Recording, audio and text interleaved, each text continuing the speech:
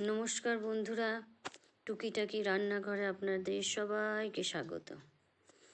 আজকে আমি একটা মটরশুঁটি দিয়ে ঘুগনির রেসিপি আপনাদের সঙ্গে শেয়ার করব। মটর দিয়ে তো ঘুগনি আমরা খাই, তো মটরশুঁটি দিয়ে আজকে ঘুগনির রেসিপি আপনাদের সঙ্গে শেয়ার করব। সম্পূর্ণ নিরামিষ রেসিপি আর খুব ভালো একটা রেসিপি। তো এখানে আমি কড়াইতে সর্ষের তেলে রান্নাটা করছি। সর্ষের তেল দিয়ে দিয়েছি, তার মধ্যে তেজপাতা, 1 চামচ গোটা জিরে আর গোটা গরম মশলার মধ্যে 2টো লবঙ্গ, 2টো এলাইচি, একটা দালচিনি দিয়ে দিয়েছি ফোড়নে। সুন্দর গন্ধ বেরোলে আলুগুলোকে আমি খুব ছোট ছোট করে ডুমো ডুমো করে কেটে নিয়েছি।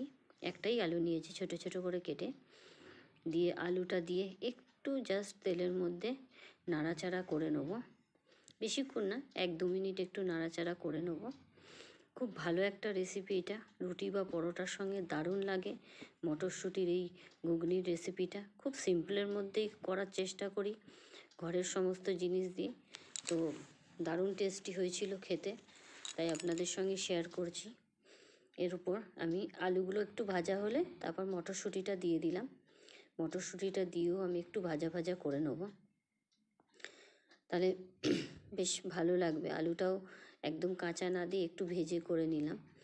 এখন আমি এটাকে 1-2 মিনিটের জন্য একটু ঢেকে দিলাম, মটরশুঁটি আর আলুগুলো, নাহলে মটরশুঁটিগুলো ভাজার সময় সব ফুটে ফুটে ওপরের দিকে ছিটকে পড়ে।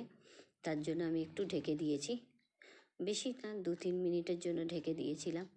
ঢাকা খুলে আমি আবারও একটু নাড়াচাড়া করে দিলাম। অবশ্যই স্টিমটা লো টু মিডিয়ামে রাখবেন, জোর করে দেবেন না, তাহলে আলু তো ভাজা হতো না, উল্টে আরও সব পুড়ে যাবে। তাই একদম লো টু মিডিয়ামে রেখে, লোতে রেখে করলেই সুবিধা হয়।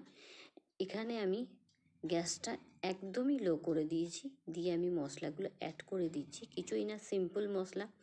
হলুদ দিয়ে দিয়েছি পরিমাণ মতো, কাশ্মীরি মির্চি, ধনের গুঁড়ো দিয়ে দেবো। আমি সব রান্নাতে একটু ধনের গুঁড়ো দিতে পছন্দ করি, ধনের গুঁড়োটা।